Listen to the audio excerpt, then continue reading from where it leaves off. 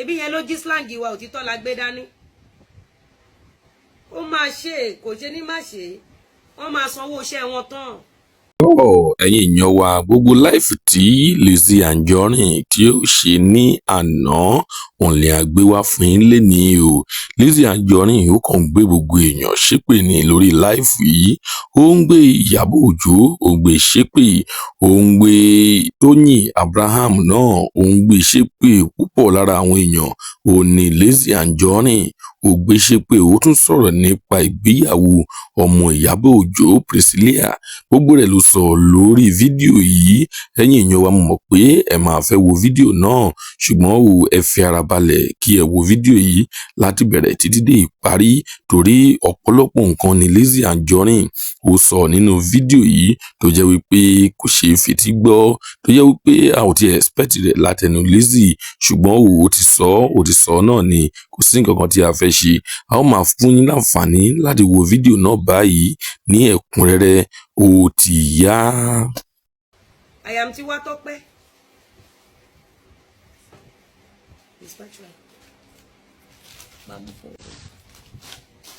wọn wá ní má ṣe é kẹ.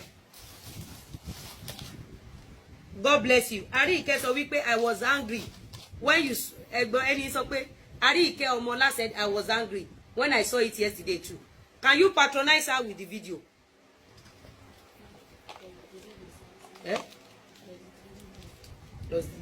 Bá mi pè daddy. Èwo nu yín ló lè lọ patronize ẹ.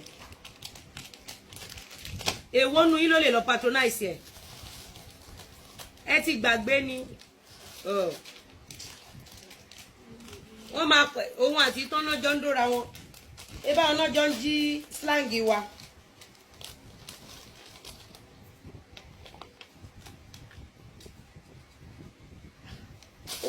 Okay, stinger ọlọ́ máa bá mi ṣe stinger báyìí.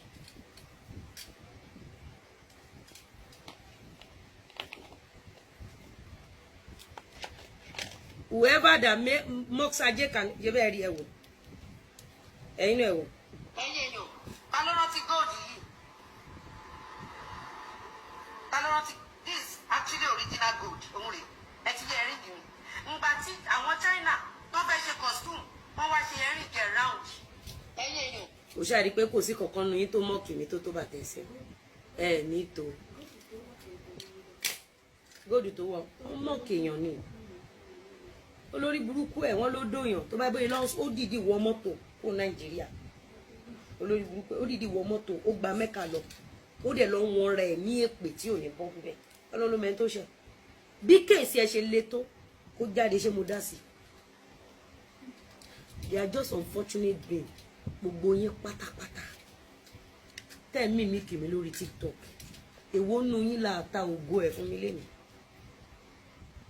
At least ṣe bí 2-3 years lẹ́ti bẹ̀rẹ̀ sí ní mímí kìíní àbí èwo ní ló tó bà tẹsẹ̀ nílé mi.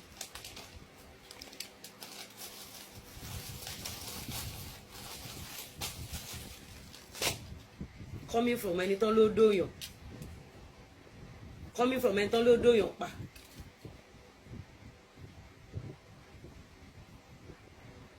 Tán bá ṣe fẹ́ lòmí níjọ́ tí wọ́n ń dàgà Àṣàbí Ọlọ́ṣẹ̀ èmi àtàṣàbí Ọlọ́ṣẹ̀ ò kí ń sọ̀rọ̀ mo mọ̀ títọ́ mo dẹ̀ gbọ́dọ̀ sọ mo mọ̀ títọ́ I contributed the little in a positive way kí wá rí pọ́n bú Àṣàbí Ọlọ́ṣẹ̀ kémi náà ní Àṣàbí Ọlọ́ṣẹ̀ kí lè rè mí nínú kan máa dragi àwọn tó ti wà ní ọ̀nà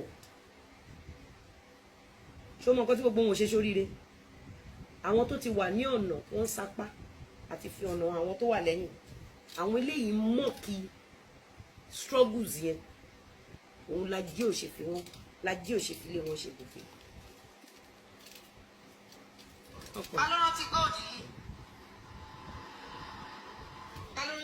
Èmi àti a kì í ṣọ̀tá tẹ́lẹ̀ automatically ó sọ̀rọ̀ ẹ̀ di ọ̀tá mi.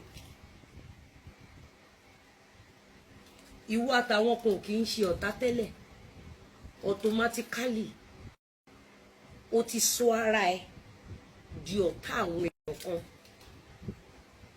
látàrí ìwà ìbàjẹ́ tó wà nínú ẹ̀jẹ̀ ìlú yìí tó ṣe yìí èpè tó lọ ṣẹ́ ní Mẹ́kà ó ti ń jà ẹ́ already torí èdì lélẹ́yìí fún ẹ èdì lélẹ́yìí fún ẹ ó mọyì àwọn ọ̀yá wa tí mo bá nídìí iṣẹ́ aṣọ orí mi kí n mímí kí wọ́n rí orí mi kí ní kí wọ́n máa ṣe comparison pẹ̀lú mi àti wọ́n rí láyé sáàbàdà tó bá fẹ́ gòkè ọ̀la wàá ṣèbà wọn tó bá níwájú wọ́n lówó wọn lówó wàá ṣèbà wọn wàá fi ọwọ́ síbi tọ́wọ́ ń gbé the moment you cross your lane you are a goner ó bó ṣe sọ́rọ̀ ẹ̀dọ̀ táwọn olórí burúkú tó dẹ̀ ń gbèjà àwáyé má ṣe rere tó ń gbèjà nǹkan tó fẹ́ achieve náà ni wípé bó ṣe ń tajà yẹn àbúrò pé bọ́n ṣe gbé sórí pé bọ̀bọ́ yẹn ń do ẹrù kó ṣẹ̀yìn ẹ̀ ní kó ṣẹ́yìn ẹ̀ kó lè wá jàjẹkún ìyà kó lè bá wà rẹ́gísítà kó dó bọ̀bọ́ yẹn